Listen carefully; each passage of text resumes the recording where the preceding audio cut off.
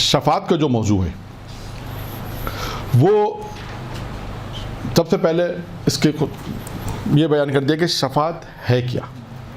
आपने बहुत सुना होगा शफात सुनते हैं, पता चले ये है क्या चीज़। इसमें कि देखें, शफात शियों के अक़ीदों में से एक अक़ीदा है शफात का।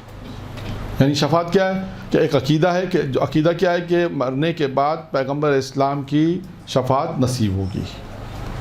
ठीक है, अब आइए शफात किसे कहते हैं। लफ्ज़ शफात मादा शफा से, शफा शीन फे और ऐन लफ्ज़ शफा से है। इसके माना है कि सिर्फ इसके माना जुफ्त यानी दो, जो वितर के यानी ताक के बरक्स होता है। हम कहते हैं नमाज वितर पढ़ो, नमाज वितर कितनी रकात है? एक रकात, तो उसको कहते हैं ये वितर। जुफ्त कहते हैं दो को, तो कहते हैं दो को, यानी यूँ कह लीजिए कि ये शफात किस मादे से? शफा के मादे से एक। कहते हैं इसका माना जुफ्त यानी दो के, यानी जो वितर यानी ताक के बरक्स है। ठीक है, फिर उसके बाद कहते हैं कि इसकी ये इल्लत है। अच्छा, इसकी ये इल्लत है कि अच्छा अब ये शफात दो में आता है ना, जुफ्त यानी दो। ये दो कैसे बनता है? वितर में तो आप एक रकात नमाज पढ़ते कहता है वितर एक। अब आपने कहा शफात शफा से, तो इसका मतलब आपने कहा ये जुफ्त के बाद दो, तो ये दो कैसे बनता है उसको समझा रहे हैं। ये दो कैसे बनता है इसको समझना है कि इल्लत ये कि किसी मुजरिम के लिए किसी दूसरे शख्स की तरफ से हिमायत मुजरिम की नजात के लिए शफात कहलाती है। यानी देखिए, कोई गुनाहगार है, नंबर एक कोई गुनाहगार है, ये गुनाहगार शख्स किससे शफात कर रहा है?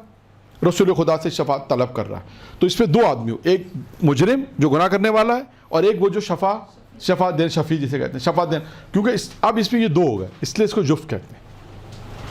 ये अब ये वादा हो गया कि इसलिए इसको शफात कहा जाता है। शफात से है, इसलिए रिपीट कर रहा हूँ ताकि आपको ये याद हो जाए। जुफ्त यानी कोई पूछे कि शफात क्या है तो आप बताएं कि ये जुफ्त है। क्यों जुफ्त है? एक उसमें मुजरिम है जिसने गुनाह किया, एक वो जो उसको शफात देना जिसे कहते हैं शफी यानी पैगंबर।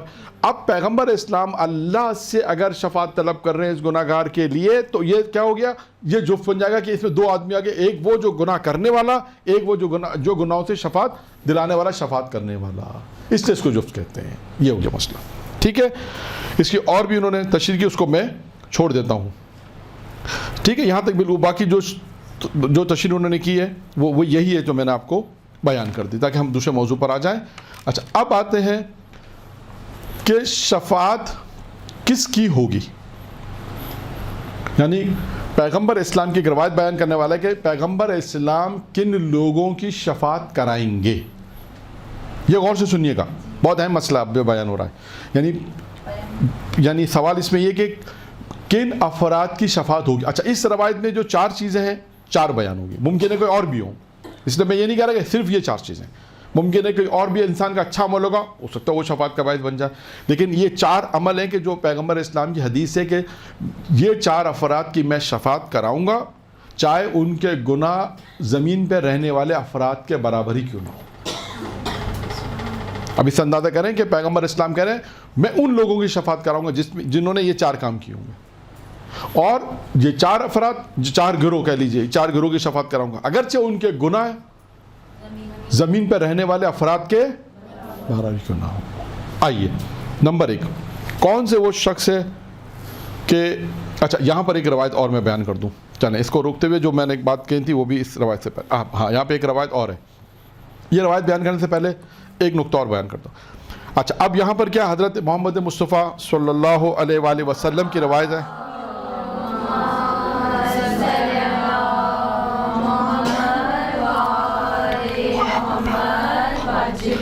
पैगम्बर ने फरमाया किसी ने मेरी ज़ियारत की, चाहे वो मेरी ज़िंदगी में हो या मेरे मरने के बाद, रोज़ क़यामत में मैं उसकी शफात करूँगा। यानी पैगंबर की ज़ियारत की एक फ़जीलत क्या हुई, चाहे ज़िंदगी में जिन लोगों ने की, यानी आप देखें अल्लाह के रसूल ने यानी ये कह दिया कि जिन्होंने ज़िंदगी में मेरी की, यानी उस ज़माने के रहने वाले मुसलमान, अल्लाह पे मान लाए, रसूल पे मान लाए, उसकी विलायत पे मान लाए, उस ज़माने के रहने वाले मुसलमान जिन्होंने अल्लाह के रसूल को देखा, या बहुत से लोग जो दूर से अल्लाह के रसूल ज़ियारत करने आते थे, मिलने आते थे, ज़ियारत करने आते थे, तो अल्लाह के रसूल ने क्या कहा कि जिन लोगों ने मेरी ज़ियारत की मेरी ज़िंदगी में, चाहे मेरे मरने के बाद, इसका मतलब है कब्र की ज़ियारत की, कहा मैं रोज़ क़यामत में उनका شفیع ہوں, میں ان کی شفاعت کروں گا. تو پتہ چلا کہ اگر کسی کو شفاعت چاہیے روز قیامت کے لیے تو وہ جا کے قبر رسول کی زیارت کرے. ایک اچھا, اب یہاں پر جو میں نے کہا نا 5 سال پہلے ایک روایت بیان کی تھی, وہ کیا روایت تھی؟ اس روایت کے بعد وہ روایت زیادہ آپ سمجھ میں آئی. کون سی روایت؟ جس میں جناب زہرا سلام اللہ علیہ نے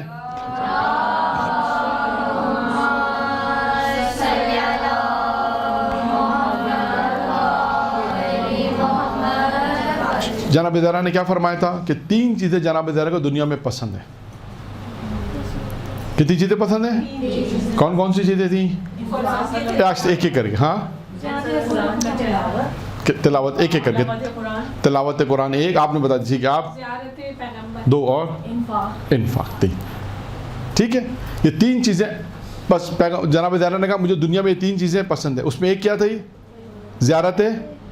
اب یہ بھی حدیث پڑھی تو اب وہ سمجھ میں آتی ہے, وہ سمجھ سے بات ہے. اب متوجہ ہوں گے کہ جناب زہرا نے کیا کہنا چاہتی ہے اس روایت میں. شاید کیا یہ کہنا چاہتی ہے کہ یعنی مجھے پسند ہے کہ میں اپنے رسول خدا کی زیارت کروں, یعنی یہ کہنا چاہتی ہیں کہ جو بھی میرے بابا کی زیارت کرے گا, یعنی یہ چیز مجھے پسند ہے, یعنی جو بھی میرے بابا کی زیارت کرے گا چاہے زندگی میں چاہے مرنے کے بعد, وہ میرے بابا اس کے لیے شفیع ہیں, یعنی شفاعت کی طرح.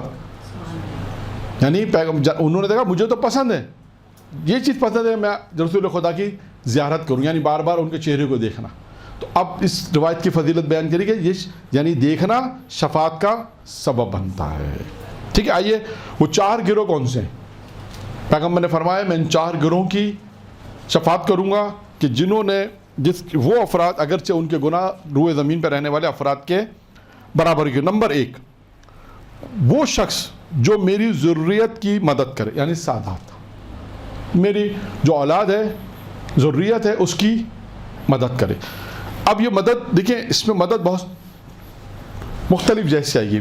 ایک مالی اعتبار سے, اب یہاں پر وقت نہیں ہے ورنہ میں بہت سے واقعات بھی ہیں کہ جنہوں نے سادات کی مدد کی ہے اس کا کتنا اجر و ثواب ملا ہے.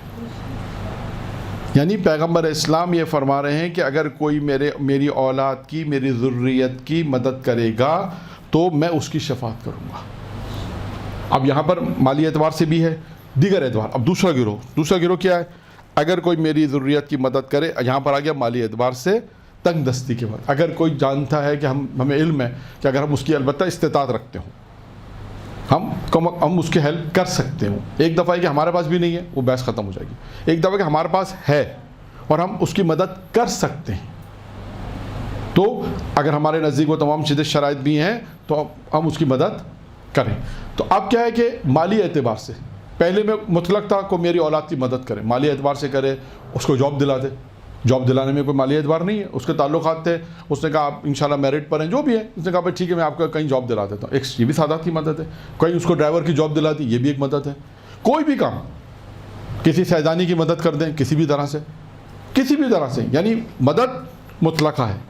مال کے اعتبار سے, جاب کے اعتبار سے, پوسٹ کے اعتبار سے, کہیں نوکری دلانے کے مختلف جیسے کسی بھی مدد کرنے کے اعتبار سے. دوسری دفعہ میں خاص مدد جب وہ تنگ دست ہے, اس کے ہاتھ خالی ہے, پریشان ہے, مشکلات میں, ہم اس کی مدد کر سکتے ہیں, اس کی مالی مدد کر سکتے ہیں, اس کو کوئی روزگار دلا سکتے ہیں, کوئی ایسا کام اس کے لیے کر سکتے ہیں کہ جو اس کے لیے زندگی کو بہتر بنانے کا سبب بن جائے, تو ہم وہ پیغمبر فرماتے ہیں کہ اگر کوئی یہ کام کرے گا تو روز قیامت میں اس کی شفاعت کروں گا.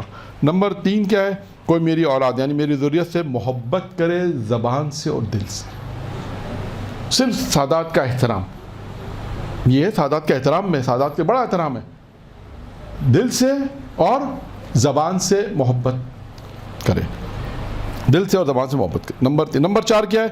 کوئی میری ضروریات یعنی میری اولاد یعنی سادات میں سے کسی کی حاجت کو پوری کرنے کی کوشش کرے.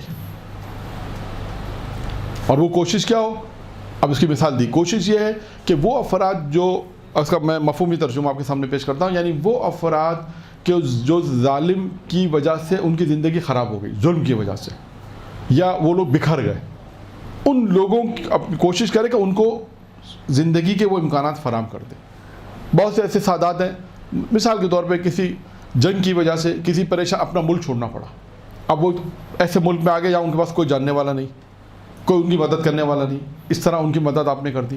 یعنی ظلم سے اگر کسی طرح بھی ان کی مدد ممکن ہے, آپ ظالم سے اگر جان چھڑا سکتے ہیں, یہ بھی ایک مدد ہے, یہ بھی مدد ہے. یا وہ افراد جن پہ ظلم کیا گیا, انہوں نے اپنا وطن چھوڑا, پریشان ہوئے, کسی طرح بھی کہیں پر بھی آپ ان کی مدد کر سکتی ہیں, اگر کوشش کر سکتی ہیں. تو پیغمبر فرماتے ہیں یہ کوشش کرنا ان کاموں کے, یعنی وہ سادات جو پریشان حال ہیں, یعنی اس کا خلاصہ یہ بیان کریں کہ وہ سادات جو پریشان حال ہیں, ہم ان کی مدد اگر کریں تو پیغمبر اسلام کہتے ہیں میں یہ وہ افراد ہیں جن کی میں شفاعت کروں گا.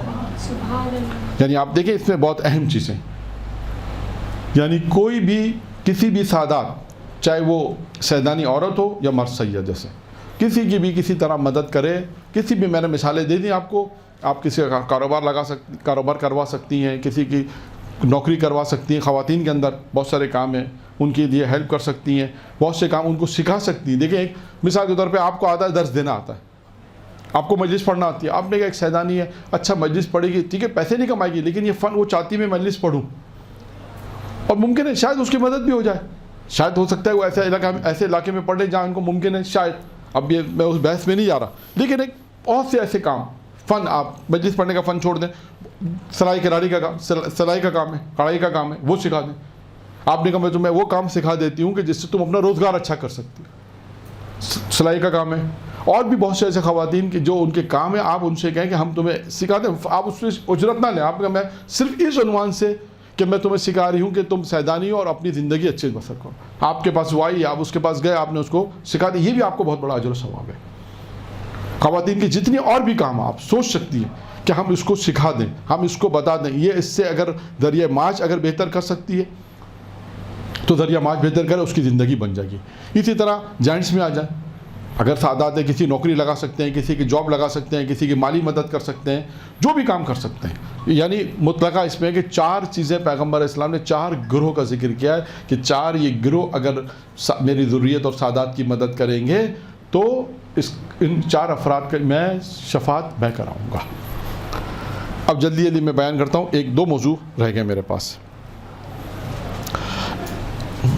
ایک موضوع اس میں یہ ہے کہ وہ کون سے افراد ہیں جو شفاعت سے محروم رہیں گے. ٹھیک ہے, پہلے میں یہ بیان کر دیتا ہوں وہ کون سے افراد ہیں جو شفاعت سے محروم رہیں گے, یعنی ان کی شفاعت نہیں ہوگی. اچھا, پیغمبر کی ایک حدیث ہے جس میں پیغمبر اسلام نے 2 چیزوں کو خاص بیان کیا ہے اور بعض چیزوں کو مختلف روایتوں میں امام سے بیان ہے. میں پہلے وہ روایت پڑھ دیتا ہوں. پیغمبر نے فرمایا ان لوگوں کو شفاعت نصیب نہیں ہوگی, وہ شفاعت سے محروم. کون؟ نمبر 1 مشرک, نمبر 2 ظالم. پھر اس کے بعد بعض روایتوں میں آئے کہ وہ افراد جو نماز کو سبک سمجھتے ہیں, ہلکا سمجھتے ہیں. چھٹے امام کی حدیث بھی ہے نا, کیا حدیث ہے؟ مشہور حدیث ہے. یہ کب کہی ہے چھٹے امام نے, جانتے ہیں؟ یعنی سوچیں آخری وصیت جو ہے, وصیتوں میں سے ایک وصیت تھی کہ ہماری شفاعت اس کو نہیں ہوگی جو نماز کو سبک سمجھتے ہیں, جو ہلکا سمجھتے ہیں, یہ ہے. اچھا, اس کے بعد پیغمبر نے فرمایا, یعنی اب معصوم فرماتے ہیں, یہ بھی امام کی روایت ہے کہ پیغمبر نے فرمایا وقت وفات ہم میں سے نہیں ہے کہ جس نے نماز کو سبک حساب کیا, ہم میں سے نہیں ہے جس نے مسکر یعنی شراب پی, اور وہ حوض کوثر پہ وارد نہیں ہوگا. اچھا, اب آپ کے سامنے میں ایک فہرست بیان کر رہا ہوں. یہ تو 2-4 چیزیں تھیں. اب ایک فہرست جو بعض لوگوں نے بیان کی ہے کہ آیت قرآنی سے اور روایت کا مجموعہ, کہ وہ افراد کی جو شفاعت سے محروم رہیں گے, ان کی ایک فہرست بیان کی گئی ہے. تقریباً وہ ہیں 10 افراد, جن میں جو میں نے بیان کر دی ان میں وہ بھی ہیں. اب میں دوبارہ سے وہ صرف فہرست پڑھ دیتا ہوں تاکہ آپ کے ایک فہرست آ جائے گی کہ یہ وہ افراد ہیں جو شفاعت سے محروم ہیں. نمبر 1 اس میں وہ یہ کفار اور مشرکین, نمبر 1. نمبر 2 ظالمین. نمبر 3 ہے خاندان رسالت کے دشمن, نواسب, یعنی بغض اہل بیت رکھنے والے جو اہل بیت سے بغض رکھتے ہیں. رسول خدا کی اولاد و ذریت کو اذیت اور اذیت پہنچانے والے, شفاعت کے جھٹلانے والے, جو یہ کہتے ہیں شفاعت کیا چیز ہے, خود شفاعت کو جھٹلاتے ہیں. کہ شفاعت کوئی ایسی چیز نہیں ہے جو ہم کو شفاعت کرائے گی، یہ سب مثال کے طور پہ خدا نخواستہ یہ سب ایسے ہی ہے، نہیں، جو شفاعت کو جھٹلانے والے ان کی بھی شفاعت نہیں ہوگی۔ پھر اس کے بعد خیانت پیشہ افراد، جو غدار جسے ہم کہتے ہیں، غدار۔ پھر اس کے بعد ساتویں وہ افراد نماز سے بے اتنائی کرنے والے، وہ افراد جو نماز سے بے اتنائی کرتے ہیں، نماز کی بے اتنائی کرنا، پرواہ نہ کرنا، سبوک سمجھنا، ہلکا سمجھنا، ساری چیزیں اس میں آ جائیں گی۔ علی علیہ السلام اور ائمہ علیہ السلام، ائمہ اطہار علیہم السلام کی ولایت کے منکر، یہ بھی ہو گیا۔ پھر 9 منافقین، اور 10 ہیں تارکین نماز۔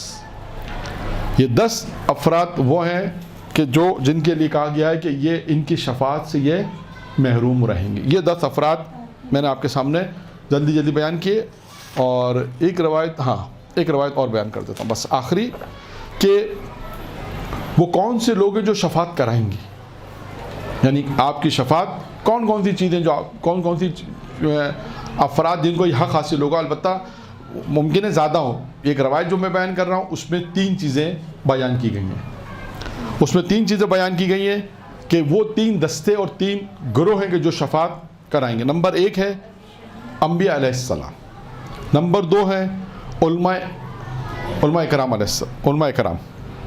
کرام، نمبر 3 ہے شہداء۔ یہ 3 ایک روایت میں آیا کہ یہ 3 گروہ ہیں کہ جو شفاعت کرانے کا حق رکھتے ہیں، جسے اللہ نے انہیں حق دیا کہ یہ شفاعت کرائیں گے۔ اچھا، ایک روایت جو ہے وہ امیر المومنین سے روایت ہے، امام فرماتے ہیں قرآن بھی تمہاری شفاعت کرے گا۔ اس کے علاوہ اور بھی چیزیں ہیں، جہاں تک ہم پہنچ سکے ہمیں چیزیں ملیں، اور بھی روایتوں میں ممکن چیزیں ہیں کہ جو انسان کی شفاعت کرا سکتے ہیں۔ تو یہ یہاں پر ہم نے مختصر آپ کے سامنے شفاعت کا موضوع بیان کیا کہ وہ کون سے افراد ہیں جو شفاعت کرا سکتے ہیں، وہ کون سے افراد تھے کہ جو شفاعت سے محروم رہیں گے، اور اس سے پہلے جو ہماری گفتگو تھی شفاعت کے حوالے سے کہ وہ 4 گروہ جن کی شفاعت ہوگی، یہ پیغمبر اسلام کی روایت بیان کی، پھر پیغمبر اسلام کی ایک روایت بیان کی زیارت کے حوالے سے کہ ان کی شفاعت ہوگی، اور شفاعت کی تعریف آپ کے سامنے بیان کی، کیونکہ شفاعت خود ایک وسیع موضوع ہے، لیکن ہم نے اس کو بہت مختصر کر کے بیان کیا، ورنہ شفاعت میں قرآن میں لکھا ہے کہ 20 سے زیادہ آیات ہیں، اور جس میں مختلف بہت زیادہ بحث ہے، لیکن ہم نے آپ کے سامنے بہت مختصر بیان کیا کہ یہ گروہ ہوگا جو شفاعت کرائے گا، یہ وہ گروہ ہے جس کی شفاعت نہیں ہوگی، اور پیغمبر اسلام یہ 4 افراد کی شفاعت کرائیں گے جنہوں نے پیغمبر اسلام کی اولاد کی ذریت کی جو ہے وہ مدد کی ہوگی۔ وآخر دعوانا والحمد للہ رب العالمین۔